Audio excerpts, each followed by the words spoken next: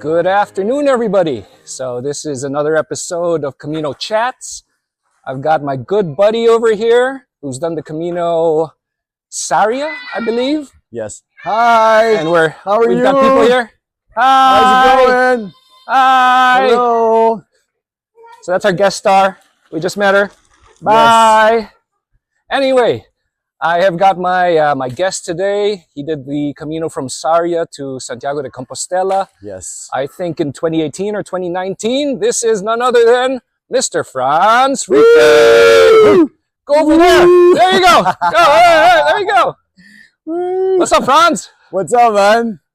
Good to be in your neck of the woods. Mr. Franz. Yes, sir. When did you do the Camino? Give us some background, bro. I did it in 2019.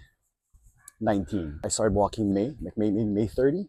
Cool. How And many then days was your Camino? It's about 5 days. Okay. So you did like, what, 117K, something like that? About 125, I feel. Tell us how the Camino even came into your orbit. So Gina Albert did it. So I recall a story from her. She did it like maybe 3 or 4 years prior to when I did it. I was going through a very difficult time in my life. No kidding. So I was, Camino reasons. Yeah. So I just separated, right? So I needed to just. You need a hug? Yeah, I can give you a hug, dude. yeah, please. I can give you a hug. Please. 6 years later, I give you a hug. 6 years, yeah. I was going through a very difficult time, and I needed to ground myself and reflect and everything. So that's it. So I remembered it, and I went ahead and did it. So you needed some soul searching, basically, to do some soul searching, some reassessing, Right. Get things off your mind. Yes. And what kind of made the Camino attractive to you? Was it the long walks? Was it being in Spain? So starting with the Gina's experience of it, all the metaphors of life that you Wow. that you get from the whole walk. Yeah. And obviously going through a difficult period, needed to get away. Right. I like the religious aspect of it. Correct. So you were spiritual or religious at the time? I've always been, I'm not, I wouldn't say a very dedicated, hardcore Catholic, but I do try and go to mass. So I always felt my faith was pretty strong. Okay. Yeah, and I'm prayerful. Yeah. Yes. So that was part of it too, the religious component of being able to reflect and talk to God and disengage from your phone and all these different reasons. Yeah. Awesome. Yeah. So how'd you prep for this? Was this something you just decided on the fly and you decided, okay, 2 weeks from now I'm going to start this? Yeah. Good question. I think about a week before I did it, 2 weeks max. I checked online and I came across a agency. I think it's an Irish agency that does it. Yeah, they do Caminos. They specialize in Caminos. Okay. So I got in touch with them. I told them that I wanted to do it from where. Yeah. They made all the arrangements for the hotels. Okay. So they basically carried my suitcase, my larger one, from one stop to the next. Yeah, I didn't want to do the whole 9 yards. Okay. The real experience, because just lack of time. I only had 6 days. I had to work right after that. Yeah. Well, different strokes for different folks, right? Yeah. It doesn't matter at the end of the day because you get so much from the journey, Right. regardless, right? Right. The last guy that I interviewed, Derek, he did it like completely roughing it. He did it from France all the way to Santiago. Okay. And he was going the albergue route and he was carrying all his stuff. Yeah. And laundering and all of that stuff. Yeah. So in your case, you did it a little different. Yes. So you're the first guest of mine who has gone this route. So can you give us some expectation as to, how that works, how the using a Camino service works, right, and what you get out of it? Sure. So obviously the tour operator, they ask you what your budget is, and they book hotels according to your budget, and you can pick and choose what you like, what you don't like. Nice. Nothing fancy, that's for sure. Even the very supposedly high-end ones were, just very basic, very basic. But it's your own private room. That is, you have your own bathroom. Awesome. And there were a bunch of people that would be part of this tour. So they would, at the end of, when you start your day, when you have your breakfast, you bring your luggage to the lobby. Okay. Along with everybody else. Your luggage has a tag. But were all of you part of the same Camino service or different services? Probably different.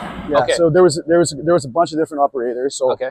I could see like they'd get bundled together. you know, different tags, right? Same Yeah. like mine was, I remember mine was a blue tag from Okay.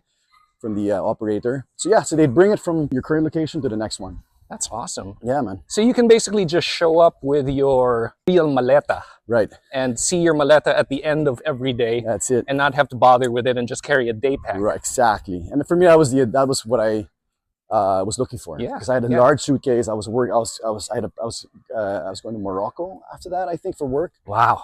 So couldn't just lug that thing around. I was there for the experience of reflecting, not I would say the more difficult nuances. So then what would you carry every day? I had a small backpack which had water, probably an extra shirt. Socks? Did you change the socks? No, man. Oh, wow. And no blisters? Or you don't remember? I read about it, so I used shoes that had been broken in already. Ah, look at this guy. He's pretty prepared still. We're travelers, man. Something that a lot of people like about the Camino is the social aspect. Okay. Especially if you're staying in albergues and you see the same faces all the time. Mm-hmm. So how does it work if you're staying in private accommodations? Do you still meet a lot of people? Do you still like develop a Camino family? So in every hotel stop, I won't remember, but I think I see probably maybe I saw the same person maybe once or twice in the hotels where I was staying at. Yes, there is that camaraderie because you're still talking to them during mealtime. You're exchanging stories. It's always somebody different more often than not. You still have that social sense, right? Mm-hmm. In comparison to what you guys do, right? Which is you're really together in a room. People, like 20 people to a room. Like cachicha smell everywhere. I know, BO and like and snoring. God. Yeah, so you didn't have any of that. I didn't. Lucky guy. I did not. Lucky guy. I did not. This is good though, because this is great for my viewers who are over 60 years old, right?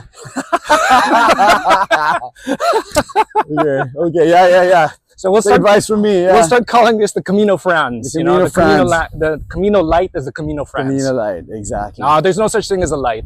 Everybody has their own right to do whatever type of Camino they want. Yeah. At the end of the day, it's what you get out of it, right? Correct. So tell us about that. So how did it help you? How did it change the way you see things? How did it impact you? I mean, you know, many things, right? So you're in your thoughts most of the time. Yep.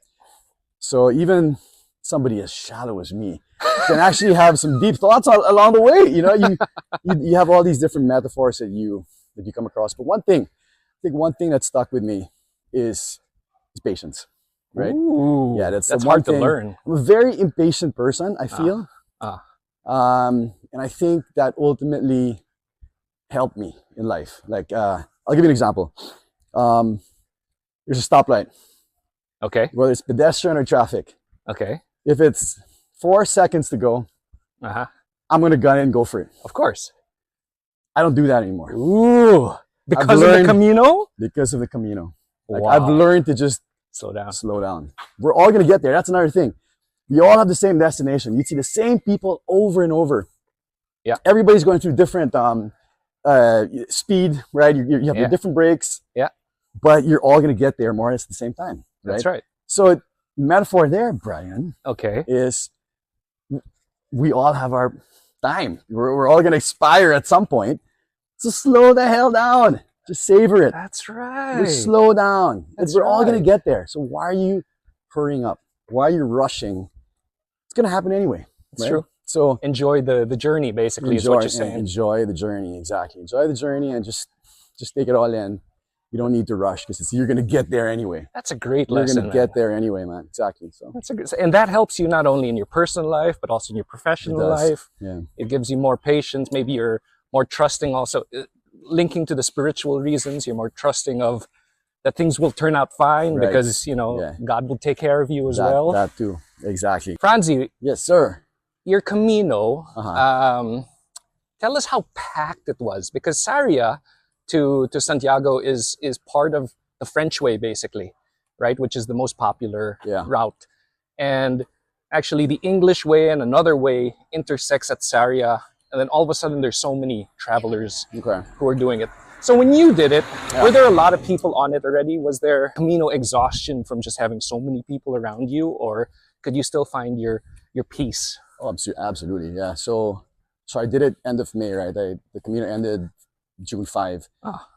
Yeah, I mean, it's spring towards summer.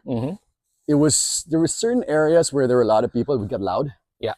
Especially with the gringos. It's, you know, in the beginning, you feel you get distracted, right? Because, you know, you feel you're in this solemn space in your head, and That's true.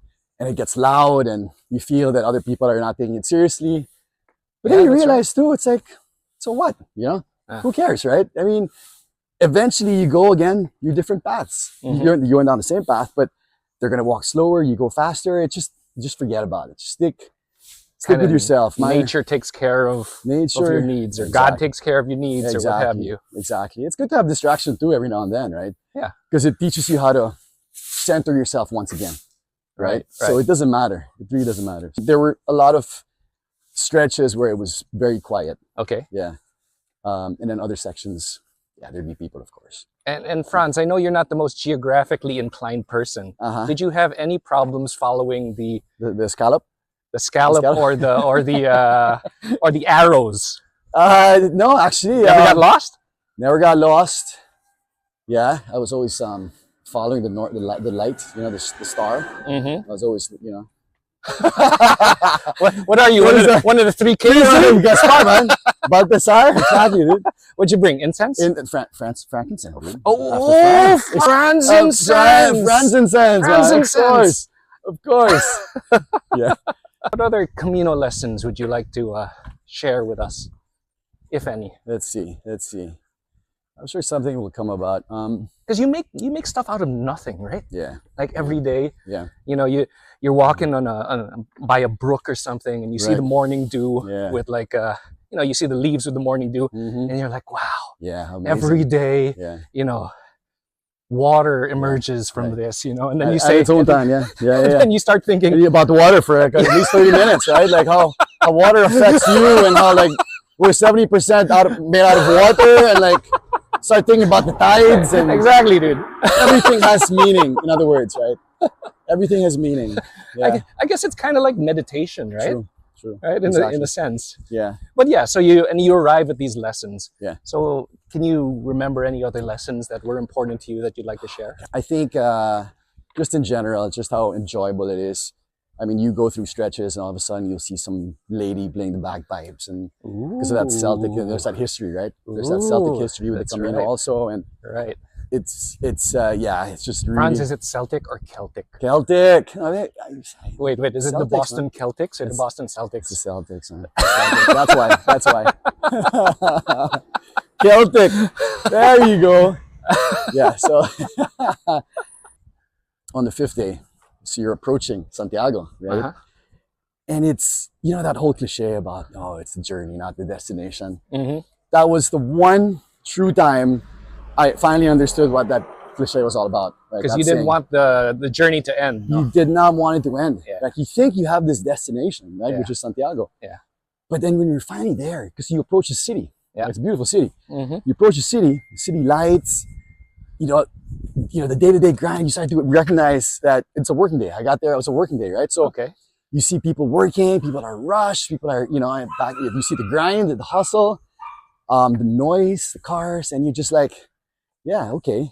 You know, I wish I could keep walking. Yeah. Right? Yeah. And just stay in that. Get away from it all. Get away from it all, just stay in that frame of mind, and be in a reflective state, so to speak. That's very true. Right? But the reality is, unless you're a monk, you got to go back at some point, right? So that's ultimately, true. Yeah, that's true. Yeah. I know a lot of people that get shell-shocked when they finish their Camino. Yeah. They kind of don't know what to do with themselves because they've been living this very simple lifestyle for the last, week or a couple of weeks. Right. And they've disconnected from modernity, right? And all of a sudden, they get back to 1,000 emails and their phone ringing off the hook, and they just kind of freak out like, oh my God, I wish it were still simpler times. Right. Exactly. Right. Exactly. So you felt a little bit of that. I did. Yeah. Totally. I think I was even reading, I even read a book by Paulo Coelho on a pilgrimage. Whoa. He's one of my favorite authors. Obviously everybody knows The Alchemist. But yes, I read The Pilgrimage. I don't think it was one of the better books he's had. Oh, so it's called The Pilgrimage. I believe it is, yeah. And you read it during your pilgrimage? Yeah. So I would read. Sweet. That's nice. Yeah, so I even there was this movie that came out, but for some reason I couldn't find it in Apple TV at that time. But Was it a movie about the pilgrimage, yeah, I think it was. Is it The Way? Is that the one with Emilio Estevez or With yeah, Emilio Estevez, but the main star was Martin Sheen. Martin Sheen? Yes, there you go. So that is an I didn't see it, excellent yeah. movie. I didn't see it. I didn't get to watch it. Oh, you should watch Yeah. it now. So what were some of the highlights of the Camino? Galicia, for example, is a beautiful place, Yeah, right? yeah. So did you walk through some hamlets and some old Roman roads or whatever, and just were you Yeah. just in awe of your surroundings? I was, yeah. I mean, you had to go through a lot of really nice stretches of just open field and flowers, like these yellow flowers, I remember. And creeks as well. Highlights. I have a funny story, actually. Oh, tell us a story. Okay, so story time. Story time. Story time. So, I mean, everybody loves Spanish food, right? Oh, absolutely. So, my first night, I'm like, shit, I'm gonna eat gambas, I'm gonna eat all these different things, right? Yeah. Because you're in Spain. Because you're in Spain, Yeah. right? So, my first night, it wasn't in the menu. For some stupid reason, Oh, I asked still for, hey, by any chance, do you have gambas? Because it's by the coast, right? yeah. So they said, yeah. So I remember the guy went to the back and said, do we have camarones or something, right? Yeah. And they said, yeah. So I had the gambas. They said funky. Ooh. I'm not kidding, man. Ooh. They tasted funky. So I had it. Ah. Dude, that night. Oh no, you did not get food poisoning on your first yeah, night. My first day. Whoa. So it was bad. It was bad. Like I wasn't vomiting, but I was no. going, right? So the whole first day, so I was just basically going. Every stop I was going to the bathroom. Oh my God. So yeah, so I had a bad stomach, right? Mhm. I think on the third day, so I was able to walk, no problem. I got to my desk to the Dude, hotel. you are brave. Right? So I did have medicine, I believe. Yeah. So I was okay after the first day and a half. Okay. Okay. Dude, on the third day of the walk, so it was the longest stretch of the walk. Uh-huh. When I got back to the hotel, oh my God, I had the worst cramps I ever experienced on both legs. On both legs. At the same time? Same time. Oh And boy. so I remember it was also the finals, NBA finals. Okay. That was the night, I think that was the day that it was game 6. So that's when they lost, when the Warriors lost. Right? But anyway. It's because you didn't pray for them, man. Yeah, so, but, yeah, I know, right? That should have been my intention. The Warriors win. But anyway, long story short, I guess, it was bad. I didn't think I could walk the next day. So what I did was, I ended up just stretching the hell out of my calves, Okay. right? And luckily the next day I was perfectly fine. Okay, so that's a Camino miracle. That is it. There you go. That is. So the I was miracle. mentioning that in one of my other vlogs. Ah, check it out. Yeah. St. James. Let's get a selfie with St. James. What's up, St. James? That's St. James over there. Wow. Okay.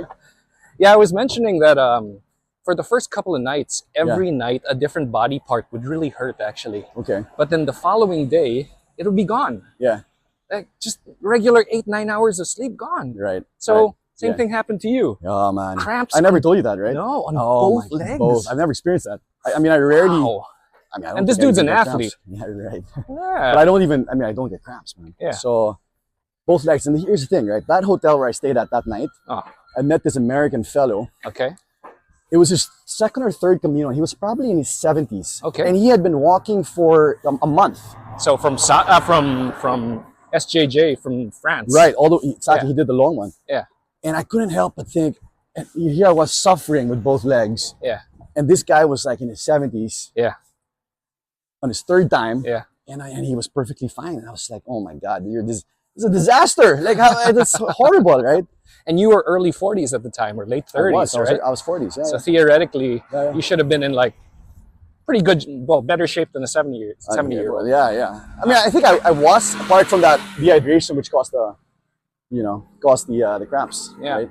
Yeah. On my Camino, on my first Camino, I remember this old guy who was probably, somewhere in his 70s. He walked so slow. Yeah. But every day we would go to the same albergue. Okay. And whenever he would enter the albergue, so everybody gets to the albergue at like 1 or 2 p.m. because you're chasing beds. Right. Something you didn't have to do because you were smart. Yeah. Exactly. So this guy would No walk hassle. so slow, it would take him 4 hours more just to get to the albergue. And the albergue would always keep beds for people like that. Right? Okay. But yeah. whenever he would enter, Yeah. everybody would clap Because he made it. because he made it. Yeah. And Yeah. it was like the hare and the tortoise story. Right. You know? Right. Yeah. Exactly. Yeah. And he was doing it for his reasons, and all he wanted to do was Let's finish. just finish it. Yeah. So I And he remember just when I finished. got to Santiago, Yeah. he was maybe the second or the third guy Okay. that I looked for. I gave that guy a hug, you know? Oh yeah. Yeah. Incredible. But Yeah, you're right. But it's it. These guys are lifers. Yeah. They do it, Yep.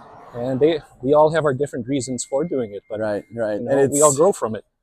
Right, and it's it's the story of the hare and the tortoise. Exactly. It's Yeah. again, it's the same destination. You can get there fast if you want to, slow if you want to. Just get there, I guess, right? I think you're poetic, dude. You're poetic and you're tragic, bro. Tragically poetic, dude.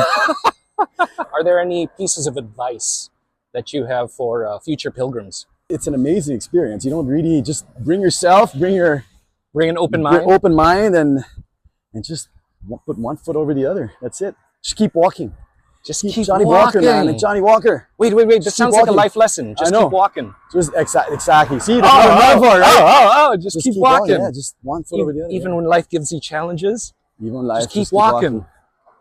Put your head up and just keep going. Just keep going. Because it's gonna I love be in the rearview mirror anyway, right? You can That's just keep right. walking, right? So whatever problem, it's gonna be there. That's right. Some problems last longer than others, we know that. Of course. But eventually, It all works out, or it it'll all work out. sorts itself out. Hopefully, God willing. God willing. God willing. Yeah. Inshallah, as they say. Inshallah. How about when you entered Santiago? You were referring to it a while ago. Yeah. That you didn't want it to end. Right. But what other emotions did you feel? Because it's a very emotional Yeah. arrival, right? Yeah. It's relief. It's relief that you made it too. Mm-hmm. Because walking 25 kilometers every day is different. It's a blessed walk, right? Yeah. But yeah, it's the relief of getting to your destination and celebration, right? I remember That's right. I love steak, right? So I remember having Was that your victory meal? Or it was. So I looked for I believe I looked for a good steak place with Galician beef. Ooh. Yeah, so that was pretty good. That was amazing. So that's a recommendation right there. Yeah. So it was challenging then, the physical part, the walk. Yeah. I mean, you're, I'm not kidding here. You're a pretty fit guy. You've always been pretty fit.